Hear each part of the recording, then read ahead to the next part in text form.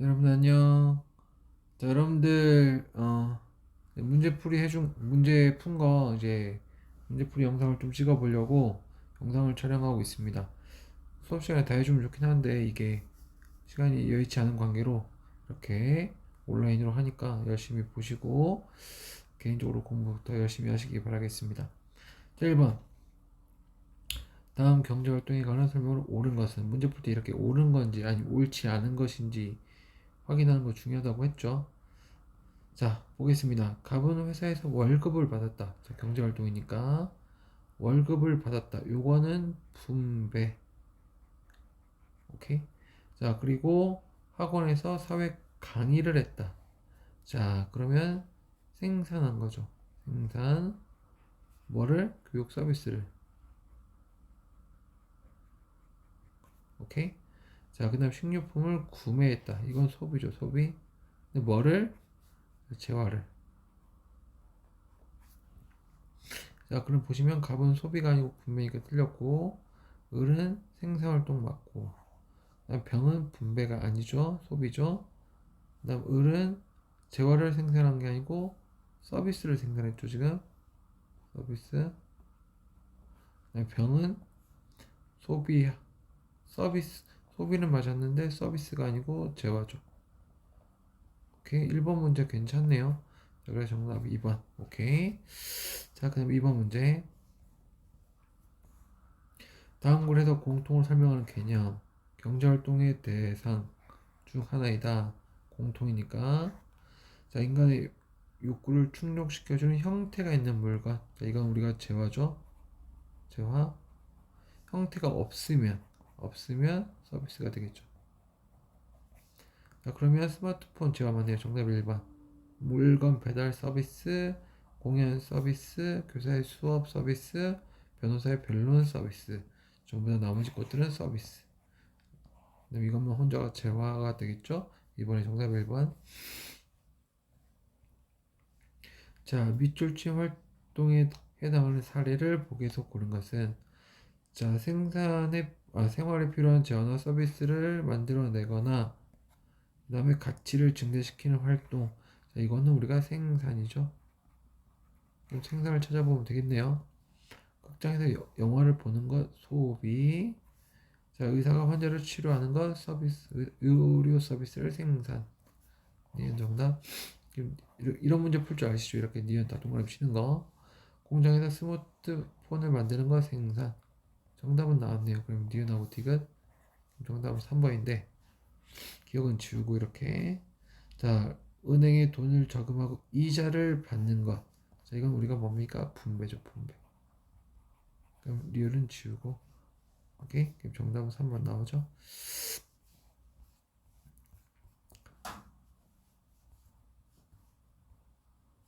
이걸 이렇게 가면 자, 자료에서 도출할 수 있는 희소성의 특징 보겠습니다. 공기는 대표적인 무상재. 오케이? 자, 돈을 지불하지 않고도 우리가 소비할 수 있는 거죠. 대기 오염이 심각한 사회 문제로 떠오른 일부 국가에서는 도시에서 멀리 떨어진 지역에서 신선한 공기를 통조림에 담아 상품으로 판매하기 시작했다. 오케이. 자, 그러면 뭐가 되겠습니까? 존재량이 적으면 희소성이 발생한다. 존재량 자체가 적다고 해서 희소성이 발생하는 게 아닙니다. 뭐가 들어가줘야 돼? 욕구가 들어가줘야 됩니다. 오케이. 사람들에게 필요한 재는 항상 희소성이 크다? 아니죠. 항상이란 말은 안 됩니다. 자원의 희소성은 어디서나 동일하게 나타난다? 아니죠. 우리가 상대적이란 표현을 썼습니다. 재화의 존재량이 많으면 희소성이 존재하지 않는다? 그러지 않습니다. 욕구의 관계가 드러나 줘야 됩니다. 자, 5번이 정답이겠네요. 자, 욕구와 존재량 간의 관계에 따라서 달라질 수 있기 때문에 상대적으로 시간이나 장소에 따라 다르게 나타난다. 정답 5번. 자, 5번. 밑줄 친 부분에 해당하는 재화는 존재량이 원하는 희소성이 없으므로 대가를 치르지 않고도 얻을 수 있는 재화. 오케이? 반면에 존재량이 한정되어 있어 희소성이 있어 대가를 치러야 사용할 수 있는 재화.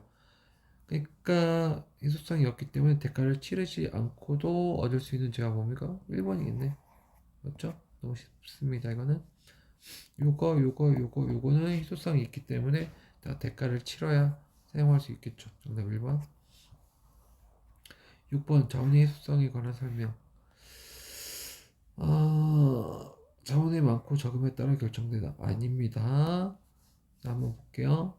선택의 문제가 발생하지 않도록 해준다. 이 자원의 희소성 때문에 우리는 선택을 해야 되는 거죠. X. 시간과 시대와 장소에 상관없이 일정하게 나타난다? 아닙니다. 오케이. 상대적이란 거 다시 한번 쓸게요. 이게 중요한 거니까. 인간의 유한한 욕구. 무한이죠. 무한. 자원이 유한하기 때문에 나타난다. 정답 2번. 인간의 필요와 욕구에 따라서 달라질 수가 있죠. 오케이. 6번이 정답 2번. 7번. 선택의 문제가 발생하는 근본적인 원인. 자, 수진이는 삼촌으로 분식집에서 떡볶이를 먹을지 김밥을 먹을지 고민하고 있다. 지우는 중간고사를 앞두고 1시간 동안 영어 단어를 암기할지 사회를 공부할지 고민하고 있다. 그럼 근본적인 원인은 희소성 때문이네. 그럼 희소성을 잘 설명한 걸 찾으면 되겠죠. 딱 보니까 사람마다 편익과 비용이 서로 같기 때문이다. 헛소리. 공동체에서 생활하려면 경제활동을 반드시 해야 하기 때문이다. 헛소리. 제가 서비스를 얻으려면 내야 되는 대가가 있기 때문이다. 그닥 인간의 욕구에 비해 자원이 한정되어 있기 때문에 정답 3번 이게 수사의 개념이죠. 맞습니까? 요거는 돈이라는 자원이고 요거는 시간이라는 자원이 한정되어 있는 거죠. 돈, 시간. 둘 다 자원으로 들어가는 거니까 인간의 욕구는 한정되어 있기 때문이다. 아니죠. 끝도 없습니다. 인간의 욕구는. 자, 됐고 8번. 다음 글에서 공통으로 설명하는 개념은 자, 어떤 것을 선택함으로써 포기하는 대안 중 가장 가치가 큰 것. 딱 보니까 뭡니까? 기회비용이겠네. 사람마다 기호나 가치관이 다르므로 사람마다 다르게 나타날 수 있다는 건 당연한 거죠. 자, 그 다음에 9번.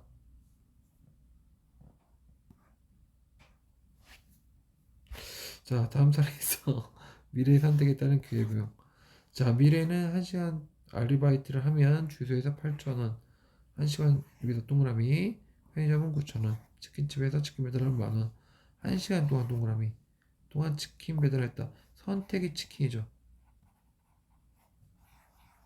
그러면 포기한 게 뭡니까? 주유소하고 편의점. 이거 선택했으니까. 그러면 주유소하고 편의점 중에 가치가 큰 거 어느가 9,000원. 정답 9,000원이겠네요. 오케이.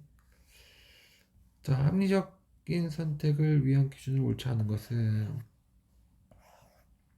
기회비용을 최소화한다. 맞죠? 기회비용도 결국 비용입니다. 비용은 줄여야겠죠? 비용이 같다면 편익이 큰가? 맞죠? 편익이 같다면 비용이 적은가? 맞죠? 비용과 상관없이 만족감이 가장 큰 선택 아니죠. 비용을 우리는 항상 신경 써야 됩니다. 최소의 비용을 최대의 만족을 얻을 수 있는 선택 맞죠. 정답 4번. 비용을 우리가 신경 써야 되는 거죠. 자, 경제체제 문제가 나왔습니다. 그림과 같은 방법으로 경제 문제를 해결하는 경제체제. 경제 문제는 시장 별표, 가격 기능에 의해서 저절로 해결됩니다. 이게 이 사람이 자, 애덤 스미스라는 사람입니다. 자, 쓴 책의 이름이 뭡니까? 국부론.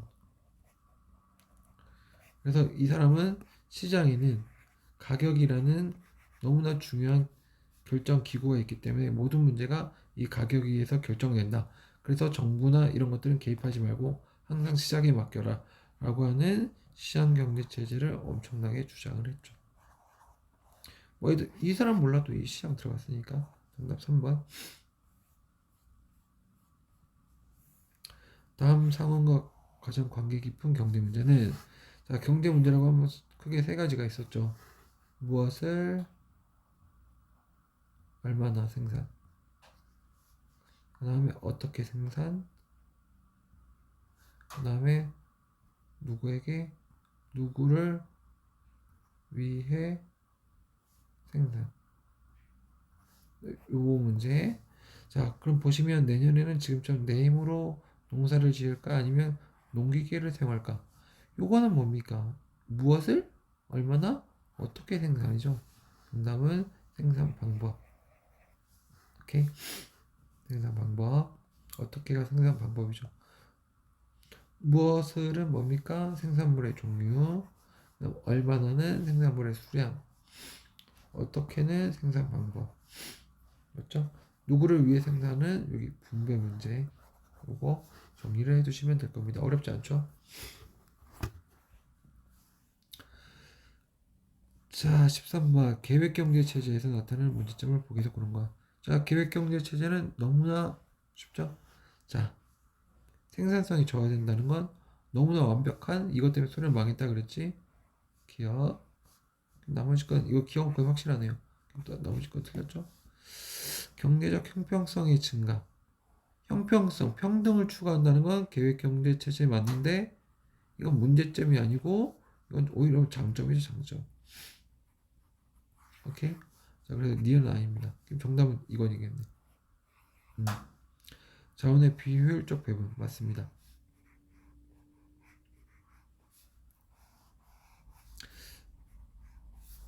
자, 그래서 그다음에 부와 소득의 불평등 완화. 그러니까 이게 이 말이죠, 이게 이 말인데 이건 장점이란 거죠, 이게. 형평성 증대나 불평등 완화나 둘 다 같은 말이지. 둘 다 평등을 추구한 거고 이건 장점이 되는 거니까 리을도 틀렸어. 자, 그다음에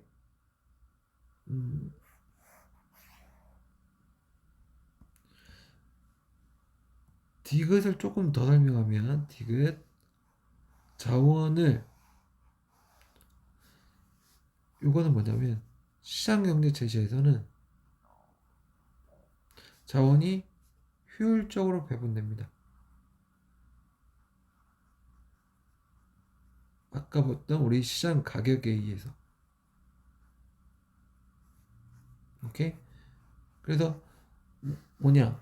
사람들이 너무 많이 몰리면 가격을 올리면 사람들이 떨어져 나가고 사람들이 너무 없으면 가격을 내리면 사람들이 몰려오겠죠. 그렇게 해서 가격에 따라서 자원이 효율적으로 배분될 수 있도록 운영이 됩니다. 시장 스스로가. 자, 그래서 우리가 시장경제체제는 자원이 효율적으로 배분되고 계획경제체제는 이런 게 아니고 그냥 정부의 계획에 따라서 100개씩 나눠주라 이거잖아. 맞죠? 자, 그러다 보니까 더 필요한 사람한테 더 가는 것도 아니고 그걸 덜 필요한 사람한테 더 가는 것도 아니고 그냥 다 똑같이 나눠라 이거니까 효율적 배분은 아니죠. 형평성 있게 나눠주는 거 많은데 효율적은 아니죠. 자, 그렇기 때문에 요거는 계획경제체제의 단점이 되는 거 맞습니다. 오케이, 그래서 3번이고 그럼 시장경제체제의 장점 중에 하나가 자원의 효율적 배분입니다. 그걸 가능하게 해줄 수 있는 것이 대표적인 게 시장 가격이 되는 거죠. 오케이. 자, 나중에 우리 시장 들어가면 다시 한번 이거 우리 시장 균형 그래프 보면서 다시 한번 이해할 수 있을 겁니다. 오케이. 정답 2번. 그래서 자, 그다음 시장 경제 체제에 관한 설명은 옳지 않은 거 이런 거 동그라미 치세요. 이런 거 문제. 자, 그러면 자, 한정된 자원이 효율적으로 사용된다. 이게 맞는 거지. 이게 장점이 되는 겁니다. 이게 가능했던 이유는 시장 가격이란 게 있기 때문에 이건 다음 단원 4단원에서 우리가 시장 균형할 때 다시 한번 설명이 될 겁니다. 자, 그 다음 지나친 이익 주로 공익을 해칠 수 있다. 맞는 얘기야. 소비자가 원하는 상품이 생산되기 어렵다. 이건 계획경제 체제죠.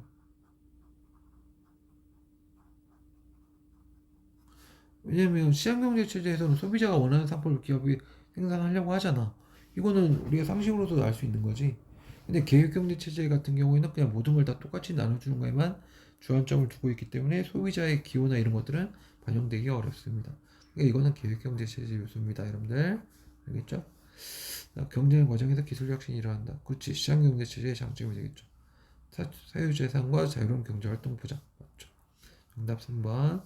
3번만 계획경제체제 요소가 되겠습니다. 다음에 헌법조항, 우리나라 경제체제. 이거 알죠? 알죠? 19조 1항은 시장경제. 그 다음에 뭐 나온 것처럼 시장의 경제력 지배 남용 방지, 국가가 그다음 분배, 그다음 규제와 조정. 이건 계획 경제 체제 요소. 이거 수업 시간에 했었죠? 자, 그러면 우리나라 거 고르란 거니까 정부가 시장에 개입할 수 있죠. 그렇죠. 계획 경제 체제 요소가 있기 때문에. 근데 기본은 시장 경제 체제다. 정답 1번이고, 정부가 어떻게 생산할 것인가의 경제 문제를 결정합니까? 공장 자동화를 할지 사람들이 쓸지 이거는 기업에서 해야지. 땡. 개인과 기업의 자유로운 이익 추구 행위를 전적으로 보장한다. 전적은 아니죠. 이게 너무 과도해지거나 너무 독점화되거나 아니 불공정이 나타날 경우에는 정부가 나설 수 있는 거죠. 그러니까 정답은 률도 틀렸으니까 1번. 시장경제 체제가 발전하면서 나타난 문제점으로 적절하지 않은 것. 빈부격차 확대 이게 가장 대표적이지. 그 다음에 지나친 사익 추구. 오케이. 그 다음 실험 문제 심한. 우리나라도 심하죠. 환경오염 악화. 근데 제품의 품질 저하. 기술이 발달되다 보면 품질은 좋아질 겁니다. 정답은 3번.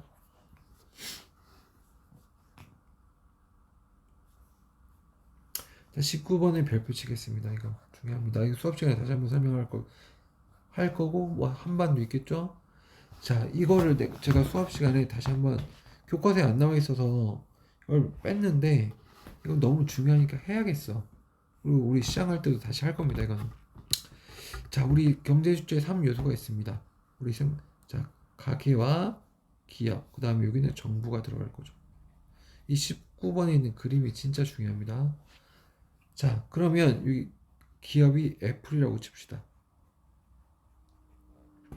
자, 애플이라는 회사는 아이폰을 생산하려고 생각하고 있습니다. 그럼 아이폰이 땅에서 솟아납니까? 아니죠.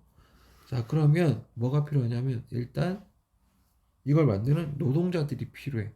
그럼 노동자가 어디서 오냐면 여기는 가게에서 옵니다. 그래서 여기가 노동이 이렇게 노동이 이렇게 가는 거고요. 자, 그 다음에 노동자만 있으면 됩니까? 그 공장을 지을 땅도 있어야겠지. 그럼 노동, 토지. 왜 이래? 토지.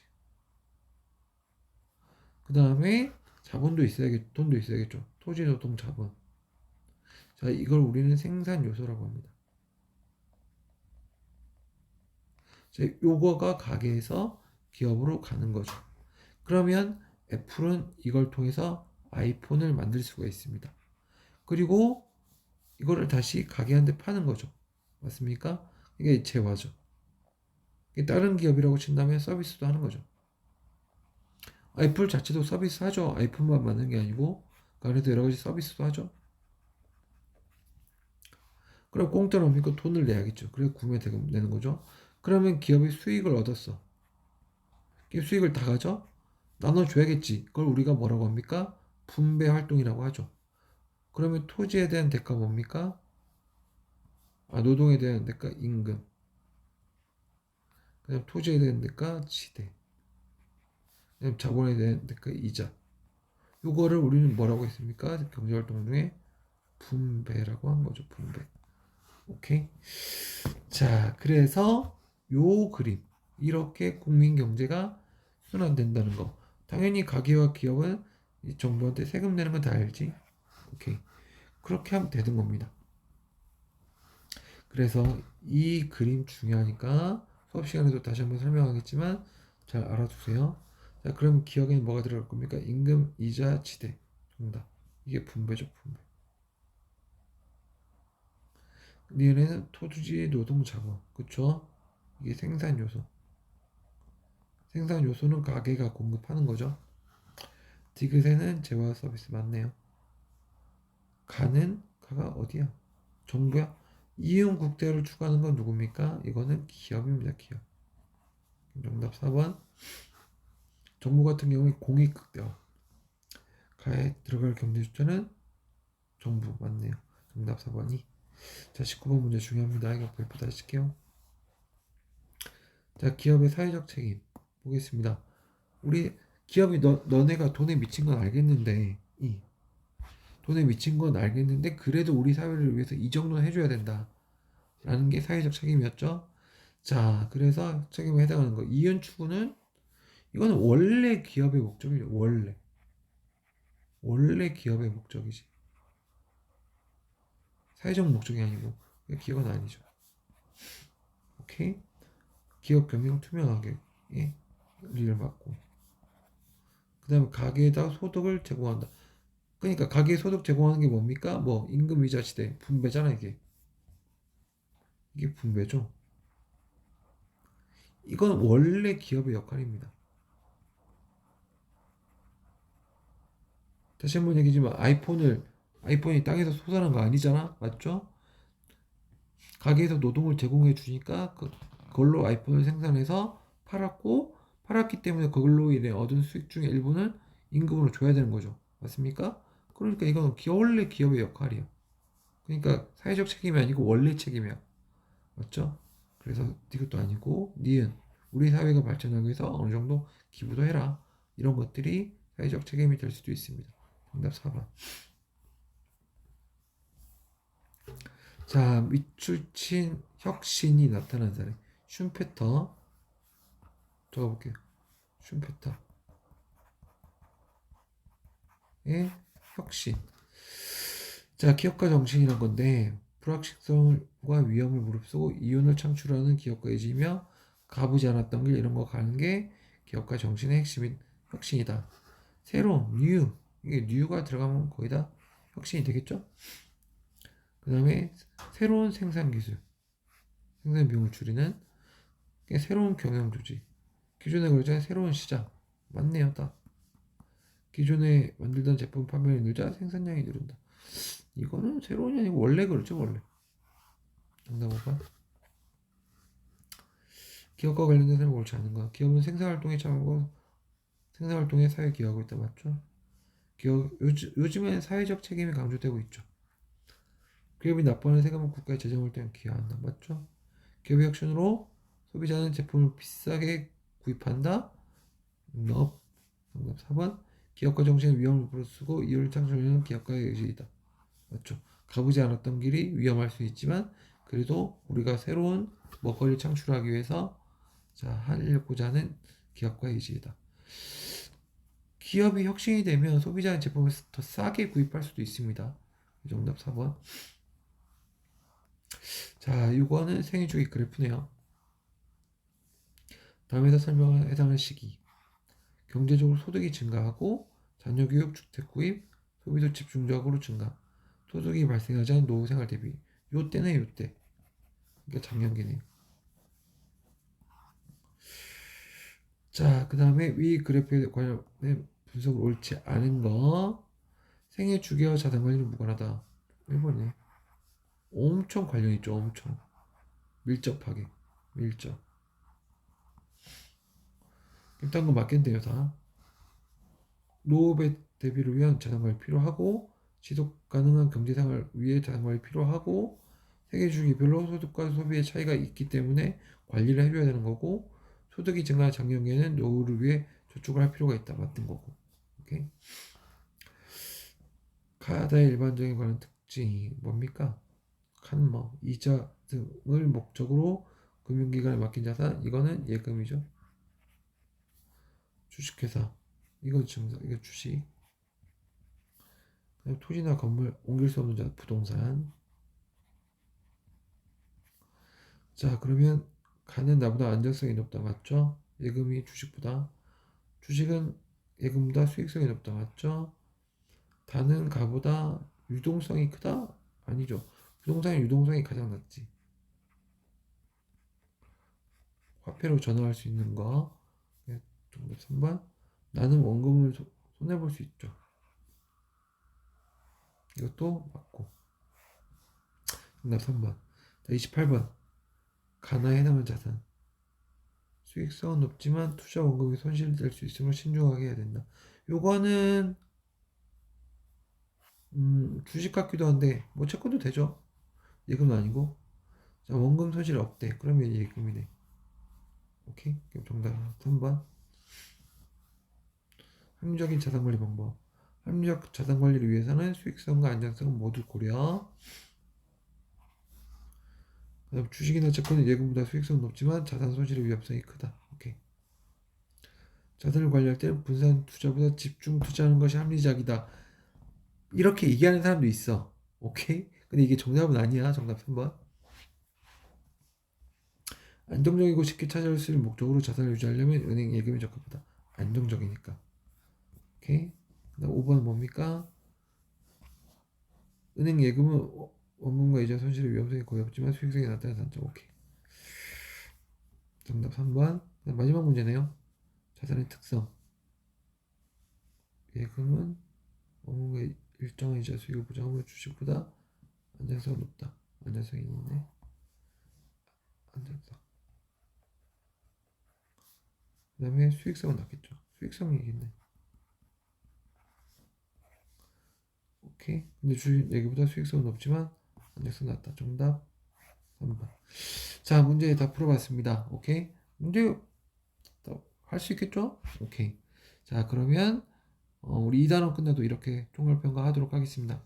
그러면 열심히 하시고 빠이빠이.